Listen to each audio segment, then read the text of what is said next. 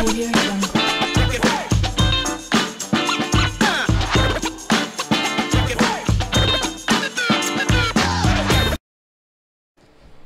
Yo, les gars, vous savez que j'ai un site web, non?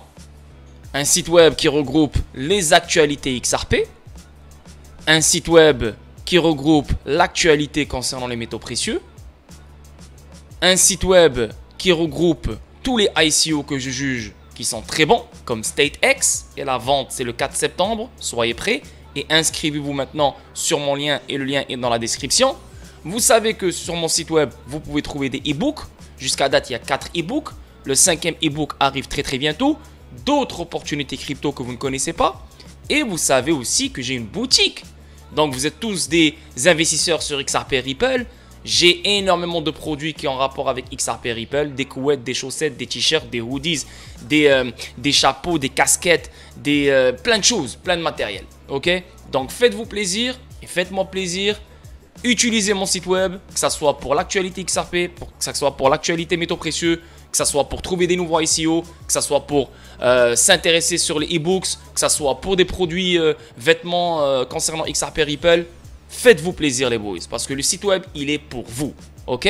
Deuxièmement, Decent Biometric Wallet. Protégez-vous. Je vous le dis, je vous le répète, protégez-vous. Parce que vous avez beau acheter ce que vous voulez acheter, mais si vous n'avez pas de protection, vous allez être dans la merde. Vous pouvez acheter Ledger, vous pouvez acheter Elipal, vous pouvez acheter SafePal, vous pouvez acheter tout ce que vous voulez. Moi, je préfère le Decent Wallet parce que jusqu'à date, le Decent Wallet a prouvé qu'il est très bon. Il n'y a pas de problème avec. Je collabore avec eux et pour me supporter ma chaîne, je vous invite à cliquer sur mon lien. En cliquant sur mon lien, vous économisez 30 $. Au lieu de 159 $, c'est 129 $. Maintenant, il y a deux types de wallet. Tu as l'appareil et tu as la carte. Donc, c'est la même chose. Tout dépend de la stratégie que tu veux faire avec les deux.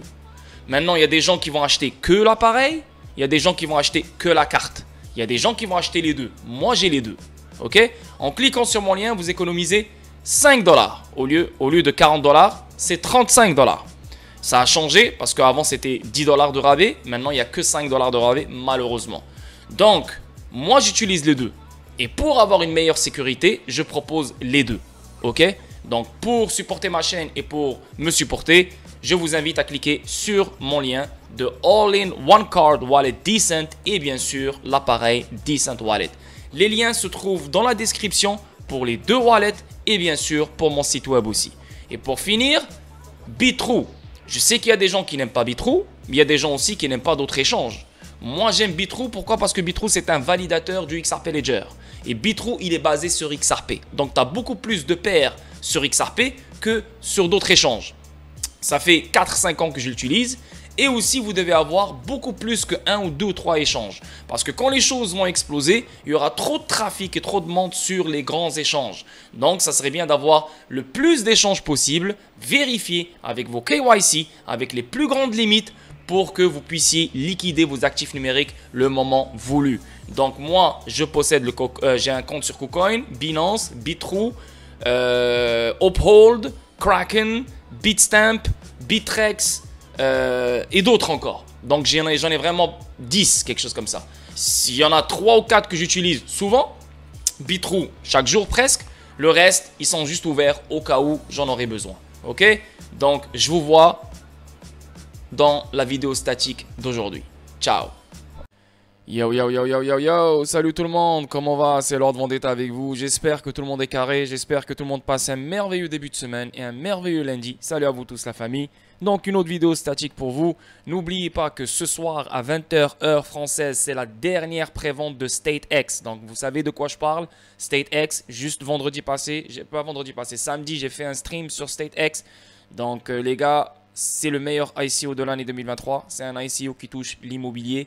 Donc, ça permet à n'importe qui d'investir sur l'immobilier, sur des biens immobiliers comme Realty, comme d'autres plateformes que vous connaissez.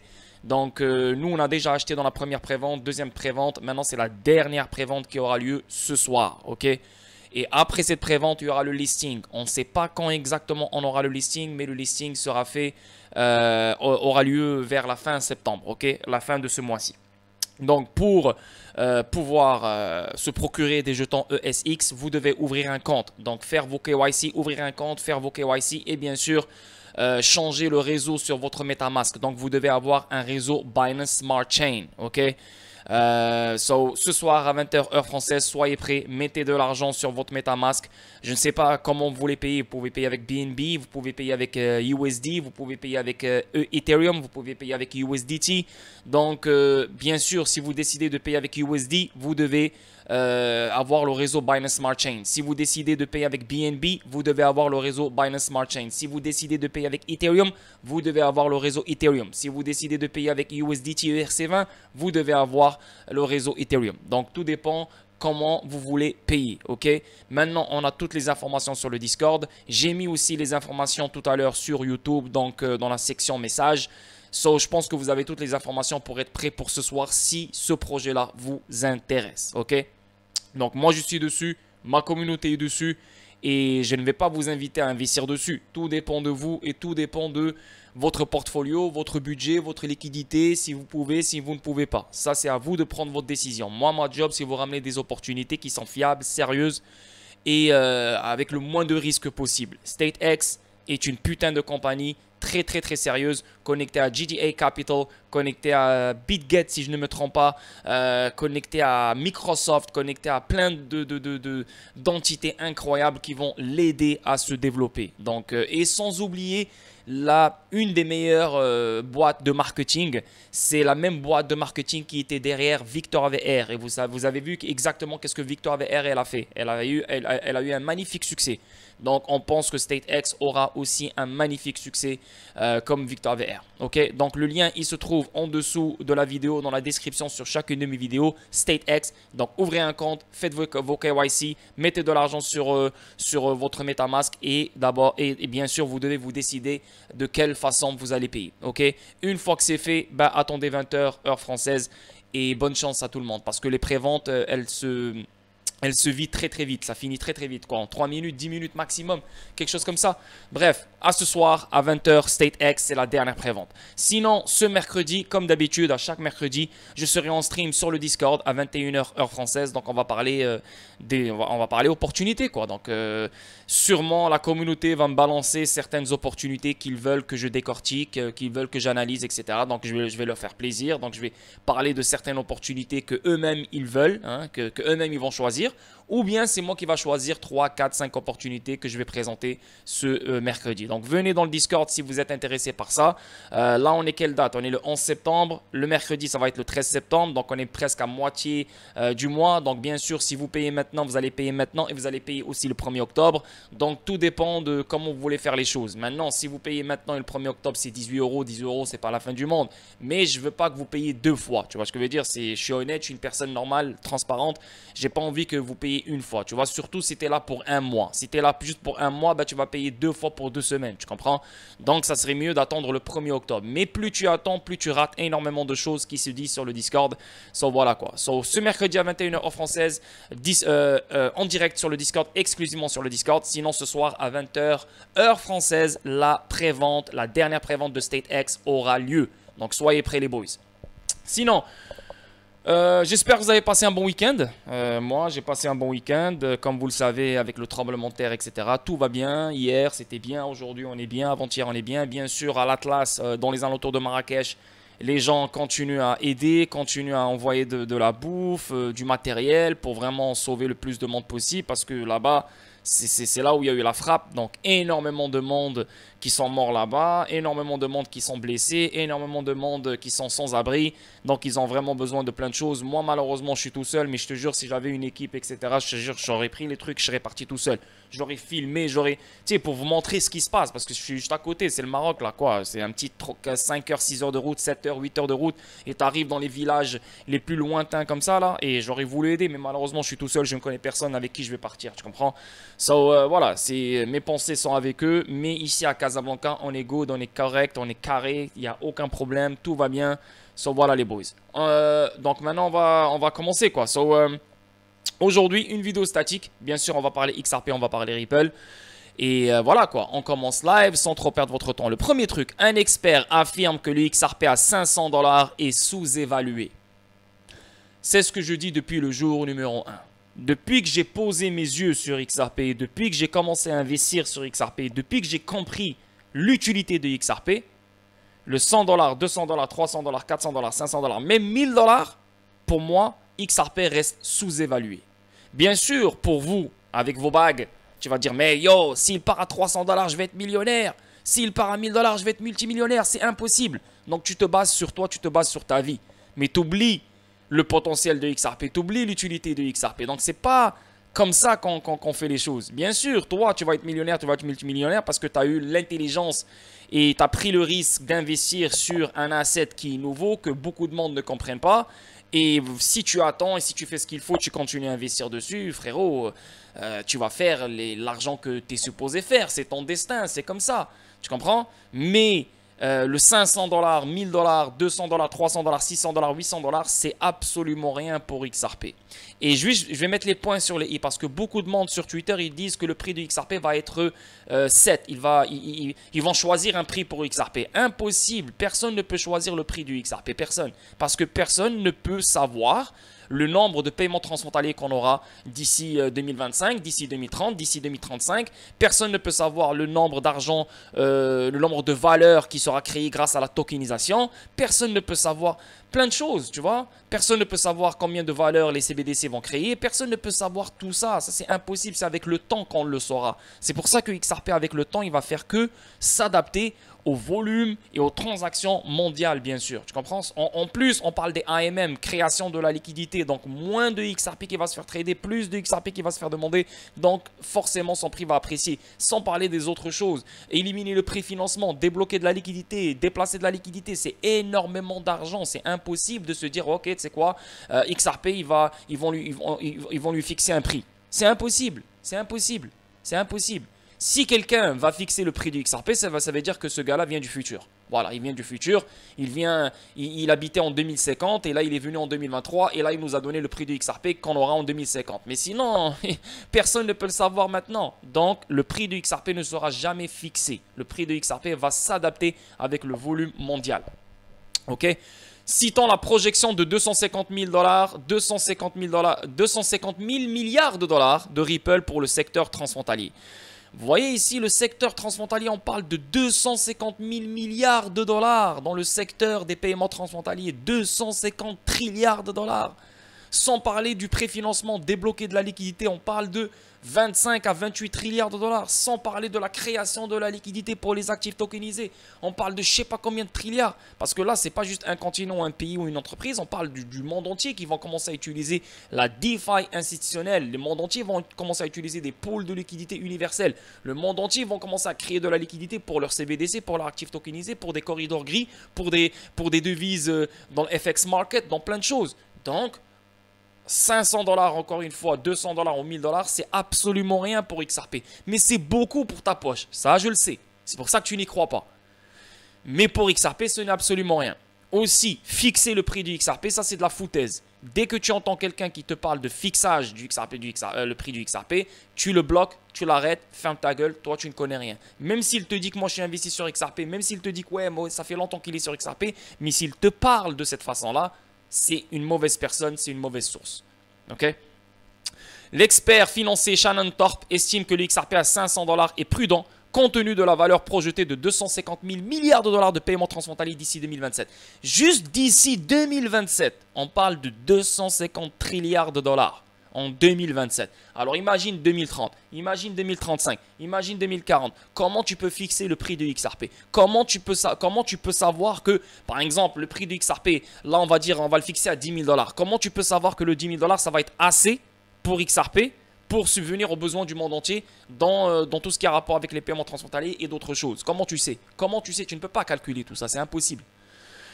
Dans un tweet récent, l'expert financier Shannon Thorpe a déclaré que la projection du XRP, qui se négocierait à 500 $ par jeton, était prudente. Ouais, moi, on est conservateur en plus. Ouais, je suis d'accord. Il est sous-évalué. Thorpe a exprimé ce sentiment en réponse à un récent rapport de Ripple qui rendait compte de la valeur projetée des paiements transfrontaliers au cours des 4 prochaines années. Plus précisément, le rapport sur la nouvelle valeur 2023 de Ripple indique que plus de 250 000 milliards de dollars seront traités en paiements transfrontaliers d'ici 2027. Torp estime que si XRP devait faciliter un tel volume de paiement, alors que le prix du XRP devrait être bien supérieur à 500 $. Et là, on parle que des paiements transfrontaliers. On n'a pas parlé de déblocage de liquidité, on n'a pas parlé de la création de liquidité. Là, on parle que déplacement de liquidité. Là. Un prix de XRP de 500 $ ne semble tout simplement pas suffisant pour faciliter ce montant, a fait remarquer l'expert financier. Je suis totalement d'accord. Il est intéressant de noter que l'opinion de Torp pourrait parvenir du fait que l'offre totale de XRP s'élève à 100 milliards de jetons. Mais rappelez-vous qu'il y a des XRP qui se brûlent à chaque transaction. Plus le volume va augmenter, plus il y aura des XRP qui vont brûler. Maintenant, il faut aussi être réaliste, comme quoi ils vont baisser le ratio de brûlage. Parce que s'ils font que brûler du XRP d'une façon incroyable, à un moment donné, il n'y aura plus de XRP. Ça ne fait aucun sens. Donc, il ne faut pas trop rêver non plus. Donc, XRP déflationniste. Donc, si tu penses qu'il y a 100 milliards milliards de jetons qui sont disponibles, en fait, non, il n'y a pas 100 milliards de jetons qui sont disponibles. Tu as 55 milliards ou 50 milliards qui sont dans l'escrow. Tu as plein de monde qui hold. Donc, les particuliers faciles, ils hold dans les 10 milliards de tokens. En fait, il n'y a pas beaucoup de XRP qui sont en circulation, qui seront utilisés. Bien sûr, les particuliers vont vendre leur XRP à un moment donné quand ils vont faire de l'argent. Et là, ces XRP vont revenir à ces gens-là. Mais ça reste qu'il n'y a pas beaucoup, même si le 100 milliards, ça sonne beaucoup dans ta tête, mais ce n'est vraiment pas beaucoup pour l'utilité et les solutions que XRP offre dans ce monde. C'est impossible, c'est rien, c'est zéro. S'élève à 100 milliards de jetons, 250 000 milliards de dollars négociés en XRP peuvent impliquer que chaque jeton vaut en moyenne 2500 $. Maintenant, on ne va pas prendre le 250 000 milliards de dollars au complet qui va passer par XRP, mais en même temps, tu peux dire oui. Pourquoi? Parce que XRP, c'est le mécanisme de règlement universel. Donc, le monde entier va utiliser XRP pour régler universellement. On peut se dire que 90% de ces paiements transfrontaliers toucheront XRP, que tu le veuilles ou non. C'est la meilleure façon d'éliminer le préfinancement, c'est la meilleure façon d'éliminer la friction, c'est la meilleure façon d'éliminer tous les obstacles qu'on a dans le système traditionnel. Donc, pour moi, ça ne serait pas quelque chose d'étonnant. Tu vois, 2500 $, on commence à être bien. Mais là, on parle que des paiements transfrontaliers. On ne parle pas des autres utilités. C'est pour ça que 10 000 $, 15 000, 20 000 avec le temps, c'est inévitable pour XRP. Je ne suis pas en train de dire que c'est rien. C'est inévitable pour XRP. Tu vois? Maintenant, après, c'est l'âge de chacun. Tu as quel âge? Tu as quel âge? Est-ce que tu es vieux? Est-ce que tu as 70 ans? Tu as 75 ans? Tu as 60 ans? J'ai 30 ans? L'autre, il a 20 ans. Bien sûr, celui qui a 20 ans et qui investit sur XRP, il aura tout le temps de sa vie pour voir le vrai potentiel de XRP. Peut-être même pas. Peut-être qu'il va même pas, lui-même, il va même pas voir le potentiel le vrai potentiel du prix du XRP. Parce que plus on avance dans le temps, plus les choses vont augmenter, donc le prix va suivre.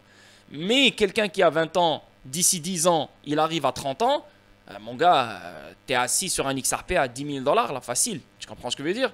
Peut-être 5 000, peut-être 6 000, dans ces alentours-là. Maintenant, quelqu'un qui a 60 ans, 70 ans, bien sûr, lui, il ne va pas attendre que XRP monte à 2500, 10 000 ou quelque chose. Pour lui, si XRP monte à 100 $, il est fucking content parce que la plupart des gens qui ont 60 ans, 50 ans, 70 ans sont assis sur facile un bon 50 000, 100 000 XRP. Donc, si tu es assis sur un bon 50 000, 100 000 XRP, ça monte à 100 $ ou 200 $, tu es multimillionnaire. Donc, toi, ta vie, elle est faite. Tu as 60 ans, 70 ans, 50 ans, donc tu t'en fous du reste. Après, voilà, notre but, ce n'est pas avoir l'argent du monde entier. C'est impossible que tu puisses avoir l'argent du monde entier. Voilà, donc tout dépend de la tranche d'âge de chaque investisseur. Est-ce qu'il pourra attendre ou pas? Mais quand on parle de XRP, le potentiel du XRP, je ne suis pas en train de vous dire restez les bras croisés jusqu'à que le XRP touche ce potentiel. Vous devez prendre vos profits en se basant sur votre vie, en se basant sur votre tranche d'âge, en se basant sur votre budget, en se basant sur vos rêves, en se basant sur plein de choses. Donc oui, nous on parle de XRP, son potentiel de XRP, à quel genre de prix il pourrait aller. Mais ça ne veut pas dire que tu dois rester les bras croisés jusqu'à que XRP touche ce prix-là. Tu comprends? Imagine ça prend 15 ans, 20 ans. Toi, tu es comme un con, tu gaspilles 15 ans, 20 ans, comme si tu es en prison, tu fais rien de ta vie. Tu vois? Donc ça, c'est deux choses différentes. Il ne faut pas mélanger. Prendre du profit, c'est prendre du profit. Même si je te dis que XRP va aller à 10 000 $, on s'en fout. Tu dois prendre du profit quand XRP va monter à 10, 20, 30, 40, 50, 100, 70, etc. Vous comprenez? Voilà.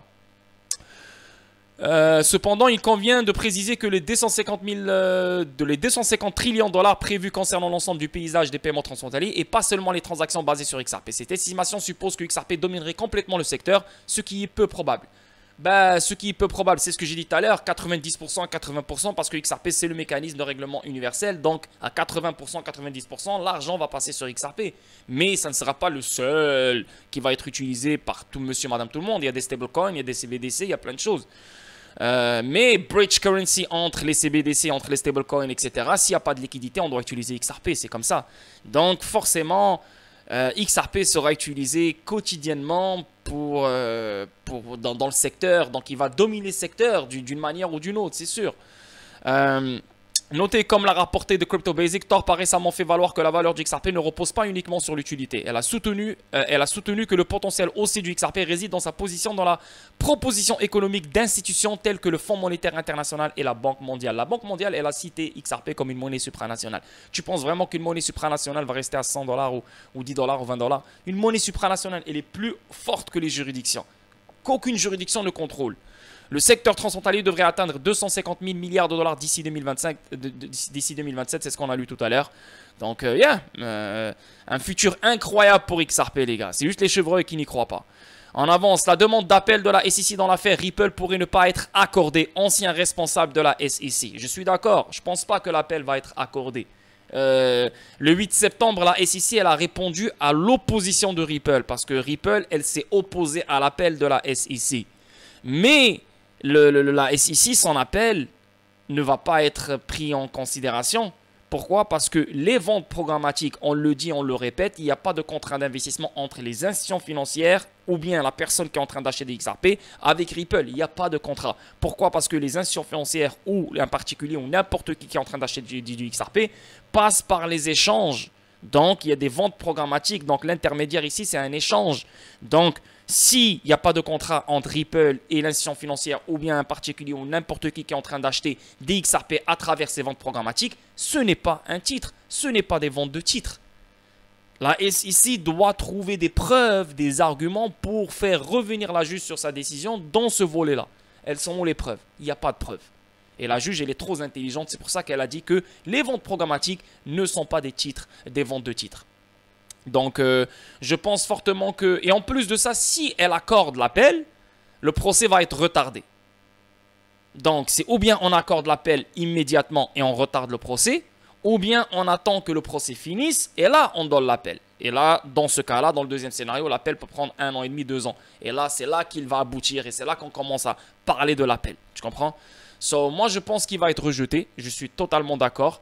Marc Fagel pense que les chances sont contre la SEC dans sa quête pour amener le tribunal à approuver sa demande d'appel interlocutoire. L'ancien responsable de la SEC, Marc Fagel, a exprimé des doutes quant à la certification par le tribunal de la demande d'appel interlocutoire de la SEC dans l'affaire Ripple en cours. Pour le contexte, un passionné de XRP s'est rendu sur la plateforme X ce week-end pour demander spécifiquement à Fagel s'il pensait que l'appel interlocutoire de la SEC serait accordé. L'utilisateur a demandé si des décisions contradictoires et de nouveaux domaine du droit pourrait constituer des facteurs clés pour déterminer l'approbation de l'appel interlocutoire de la SEC. La réponse de Fagel. En réponse, Fagel a souligné qu'il est difficile de satisfaire aux exigences spécifiques qu'un appel interlocutoire. Et en plus, un appel interlocutoire, c'est normal. La justice te permet de le faire. Donc, si la SEC voit qu'elle peut demander un appel interlocutoire, elle va le faire. Donc ça, c'est un truc qui est normal. Ce n'est pas quelque chose de mauvais. Ce n'est pas quelque chose de « Oh my God, elle a fait un appel interlocutoire ». La justice lui permet de le faire. Comme Ripple lui permet de faire un appel interlocutoire pour les ventes institutionnelles. Ça, c'est correct, c'est logique. Quand on a un jugement sommaire, on a des appels pour voir s'il y a des choses à changer ou pas. Et là, après, on a le jugement final. Maintenant, avec l'appel de la SEC, c'est un appel qui ne fait aucun sens.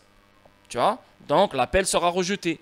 Maintenant, Ripple, elle va quand même faire un appel sur les ventes institutionnelles. Pourquoi? Parce qu'elle a les arguments pour contrer la décision du juge. Donc, la juge, elle pourrait favoriser Ripple dans le volet que Ripple a perdu et elle pourrait détruire la SEC dans le volet qu'elle a perdu aussi. Tu vois ce que je veux dire?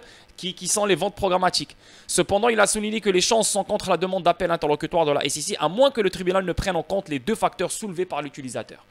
Donc, tout dépend du tribunal. Maintenant, si le tribunal donne l'appel interlocutoire, approuve l'appel interlocutoire, Ripple va aller all-in sur l'appel des ventes institutionnelles. Et si Ripple gagne l'appel sur les ventes institutionnelles, ben, la SEC, elle aura tout perdu parce que même avec les ventes programmatiques, il n'y a pas d'argument, il n'y a pas de preuve comme quoi c'est des ventes de titres. So, la SEC va tout perdre.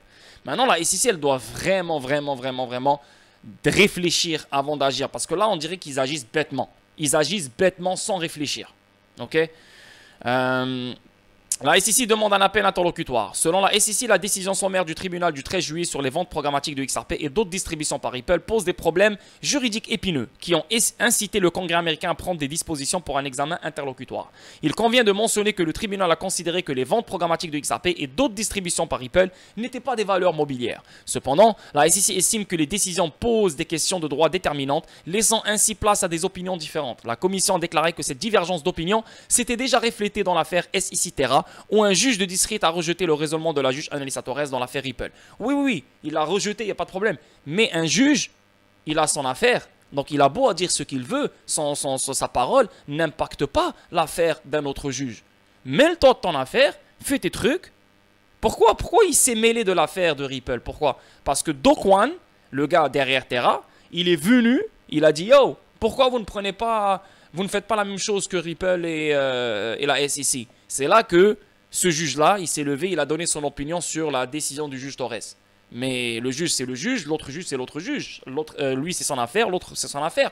Il y a ni lui, ni l'autre va influencer la décision de l'autre. Tu comprends? Ça, c'est juste nous, là. Ouais, mais t'as vu, le juge, il a dit ça contre Annalisa Torres, donc Annalisa Torres, elle n'a pas raison, elle a tort. Non, on s'en fout.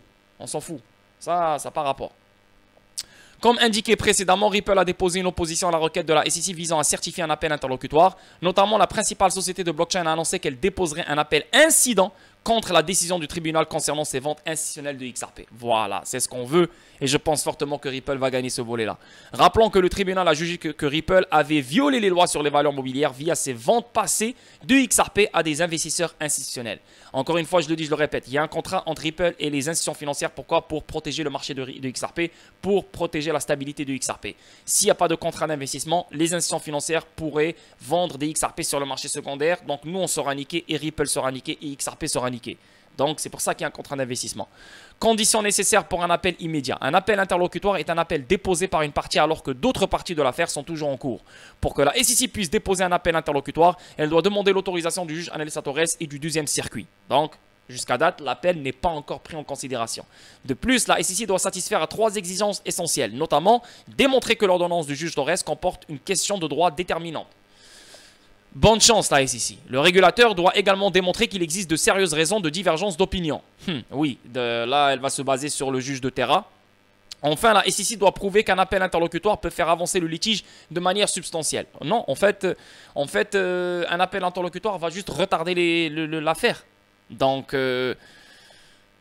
elle ne satisfait aucune de ses exigences essentielles. Zéro. Au moment de mettre sous presse, la juge Torres n'a pas rendu sa décision sur la requête d'appel interlocutoire de la SEC. Si la demande est accordée, la SEC doit également demander l'autorisation du deuxième circuit. Donc non seulement elle attend la permission du juge Torres, mais il y a une deuxième permission qui vient du deuxième circuit. Donc la SEC a encore du travail à faire pour que cet appel interlocutoire soit approuvé. Donc voilà quoi. Ici on voit Deaton met en évidence les principaux pays sur la liste des détenteurs de XRP, des 75 000 détenteurs de XRP. Donc la liste c'est qui? On voit l'Australie, on voit les États-Unis, l'Angleterre, l'Australie, Canada. On va aller directement sur son Twitter, là on va voir de quoi ça a l'air. C'est qui? Hein? Non, il m'a bloqué John Deaton?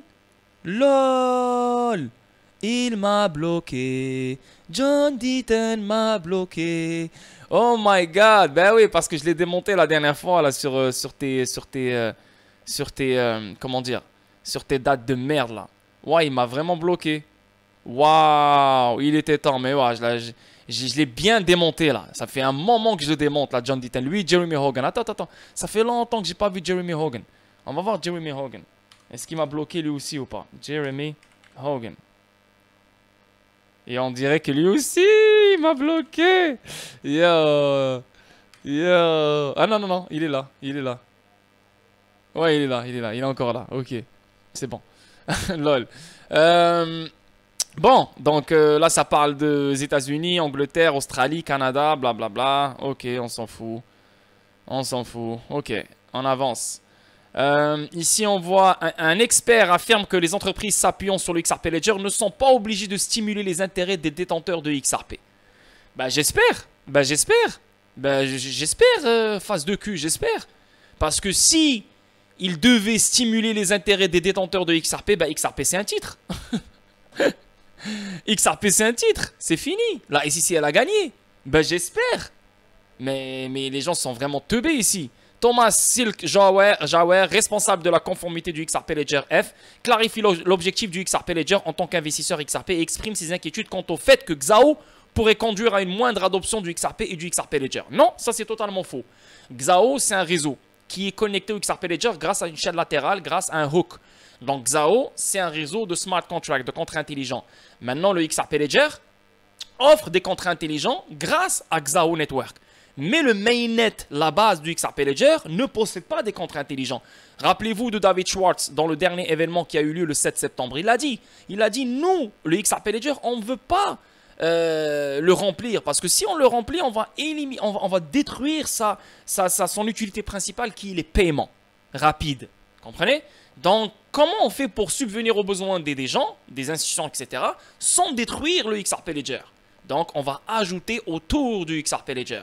C'est pour ça qu'on voit l'échelle latérale fédérée, c'est pour ça qu'on voit les hooks, crochets, Evernode. Donc, le XAO Network va se connecter au XRP Ledger et le XRP Ledger va offrir des contrats intelligents à travers XAO Network. XAO Network, il a son propre token qui s'appelle XRP+, et le XRP Ledger, il a son propre token qui s'appelle XRP. XAO Network, il est basé spécialement sur le commerce du détail et les ventes au détail. Donc, pour avoir des XRP+, et pour opérer sur le XAO Network, il faut brûler des XRP. Donc pour moi, il y aura moins de XRP qui va se faire trader, beaucoup plus de XRP qui va se faire demander. Et sans parler de la nature du XRP qui est déflationniste, plus le fait que XRP se brûle à chaque transaction, là on va brûler d'autres XRP pour des XRP+. Donc, que tu le veuilles ou non, ça va impacter le prix du XRP positivement, ça. Ok? Et de deux, regardez ici. Ça vient de Western Wind, le gars qui est derrière, qui est derrière Xoom et qui est derrière XRP Ledger aussi Labs. Et regardez qu'est-ce que ça dit. Ça dit XAO adds value to the ecosystem. Donc XAO, le réseau XAO, ajoute de la valeur dans l'écosystème. Bien sûr, on a les contrats intelligents, donc il y aura plus d'utilité, plus de valeur qui vont venir sur le XRP Ledger, que tu le veuilles ou non. Et even makes XRP more scarce. Donc, il rend XRP encore plus rare. Déjà, XRP, il est déflationniste. Et en plus de ça, on doit brûler des XRP pour avoir des XRP+. En mainnet, donc sur le XRP Ledger, il y aura moins de XRP sur le XRP Ledger. Et ça va impacter le prix du XRP positivement. If people take their network consumption to the sidechain for specific features. Tu vois ici comment c'est. Donc tous les gens qui disent que XAO Network il va détruire la valeur de XRP, nanana, tous ces gens-là n'ont rien compris encore. Au contraire, les gens qui ont mis XAO Network et qui ont connecté XRP Ledger au XAO Network, c'est les mêmes personnes qui sont en train de développer le XRP Ledger. Tu penses vraiment que les gens qui ont développé le XRP Ledger vont le détruire en le connectant avec un autre réseau? Faut pas être teubé, faut pas être con, faut pas être stupide. Ok? Donc ça c'est un truc que je voulais clarifier.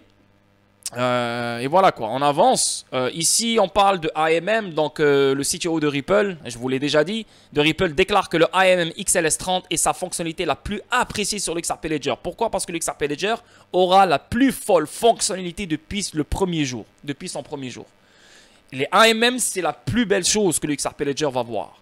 Pourquoi? Parce que, encore une fois, on ramène plus de valeur et plus d'utilité. On va créer de la liquidité pour plein de choses, que ce soit des CBDC, des actifs tokenisés, des stablecoins, pour des services, pour des prêts, pour plein de choses. Et ça va être incroyablement faux pour XRP. Moins de XRP qui va se faire trader, plus de XRP qui va être demandé. Regardez combien de demandes pour XRP va être générées ici. XAO Network, les AMM et d'autres conneries encore. Ça va être fou, ça va être fou. Donc je vous le dis, je vous le répète, sans parler des paiements transfrontaliers, on parle de 250 trilliards d'ici 2027.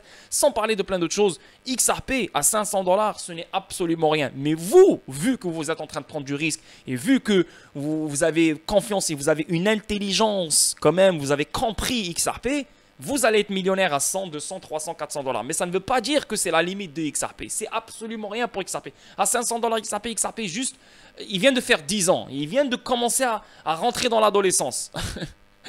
Même pas en plus, même pas. Donc, yeah, les AMM, on a déjà parlé des AMM. J'ai parlé de ça 20 millions de fois. Donc, je ne vais pas répéter à chaque fois AMM, c'est quoi? On va être des fournisseurs de liquidités. Et au lieu que les arbitragistes gagnent de l'argent, c'est nous qui vont gagner de l'argent, bien sûr. Il y a un risque, bien sûr, tout dépend. Qu'est-ce que tu veux faire et c'est quoi ta stratégie? Si tu veux plus de risques, tu vas gagner plus d'argent. Si tu veux moins de risques, tu vas gagner moins d'argent. C'est normal. Mais ne pensez pas que vos XRP ne sont pas à risque. Oui, vous allez perdre vos XRP si vous faites si vous appliquez la mauvaise stratégie. Donc, il faut vraiment faire attention, mais on va regarder tout ça ensemble. Rappelez-vous que le AMM XLS30, ils sont déjà soumis au vote maintenant. Et rappelez-vous aussi que la nouvelle version du XRP Ledger verra le jour le 30 septembre. Donc, je pense fortement que les XLS30 verra le jour avec la nouvelle version du XRP Ledger le 30 septembre. Il y a aussi le clawback. Le clawback aussi, ça permet aux émetteurs de récupérer leurs actifs.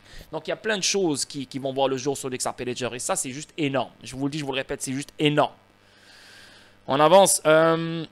Ici, Ripple CTO XRP, le deuxième derrière Bitcoin en termes de cryptographie avec une clarté réglementaire aux États-Unis. Donc ça, on le sait.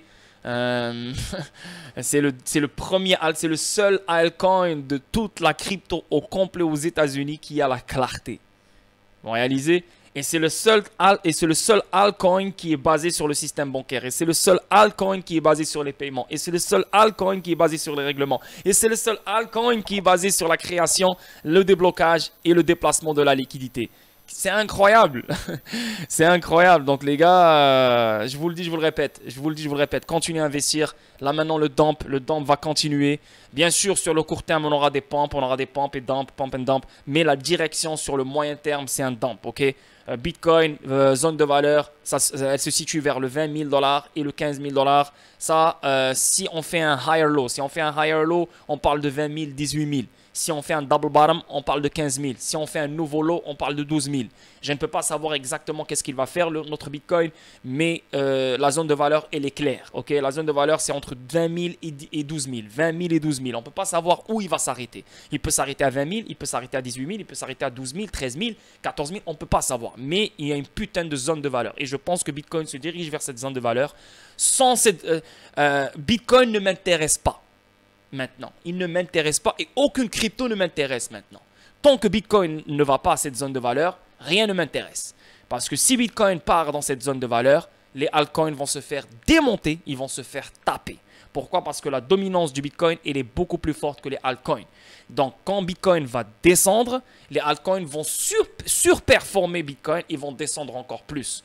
Vous avez vu Telcoin, on est déjà à 0.0009. Gala, on va bientôt descendre dans les 0.009008. XDC, on va bientôt redescendre dans les 2 sous, dans les 1 sous, même 3 sous, même, ouais, dans les 1 sous, 2 sous. Même moins, je ne sais pas. XRP, je pense que si XRP ne fait pas une autre price protection, etc., je pense que XRP se dirige vers le 40 sous. S'il ne respecte pas le 40 sous, je pense fortement que XRP va faire un nouveau lot. Et c'est pour ça que j'ai dit tout à l'heure sur Twitter, le 25 sous revient sur la table. Ça fait 1 an que j'attends le 25 sous. Et c'est pas parce que j'ai une mauvaise façon de trader ou j'ai une mauvaise vision. Au contraire, le 25 sous était supposé venir l'année passée. On a touché le 28 sous. On a touché le 29 sous. Et qu'est-ce qui s'est passé après? Bitcoin nous a fait un pump de merde. C'est juste un retracement du dump. Donc c'est ce qui a fait que le timing a changé. Et depuis longtemps, on attend le 25 sous. Mais le 25 sous a toujours été sur la table. Ok? Maintenant, peut-être qu'on aura moins, mais moins que ça, 20 sous, 21 sous, 22 sous, je ne sais pas. Mais ce qui s'en vient, je pense que ça va être quelque chose de pas catastrophique, parce que nous, les investisseurs, les vrais investisseurs, c'est la plus belle chose qui peut nous arriver cette année. Parce qu'après ce dump, c'est le moon, je vous le dis, je vous le répète. Mais il y aura beaucoup de monde qui vont paniquer, beaucoup de monde vont commencer à insulter la crypto, beaucoup de monde vont dire « Ah, c'est de la merde, c'est de la merde », beaucoup de monde vont s'impatienter. Et j'espère que vous ne faites pas partie de ces gens-là. Okay? Si tu es un investisseur long terme, crois-moi, ce qui s'en vient, c'est la plus belle chose que tu vas connaître cette année 2023. Parce que ce qui s'en vient après, ça va être le moon, et ce qui s'en vient après, ça va être la richesse. Donc voilà les boys, je vous laisse sur cette note. Prenez soin de vous. Merci encore pour vos visionnements, pour vos likes et pour vos abonnements. Laissez des commentaires, laissez des likes. Abonnez-vous à ma chaîne s'il vous plaît, la famille. C'est la meilleure façon de me supporter. Sinon, on se voit mercredi à 21 h heure française sur le Discord. Et sinon, ce soir à 20h, heure française, la dernière prévente de State X. Donc, soyez prêts, la famille. Sinon, je vous dis une bonne semaine et on se voit demain pour une autre vidéo statique. Ciao tout le monde.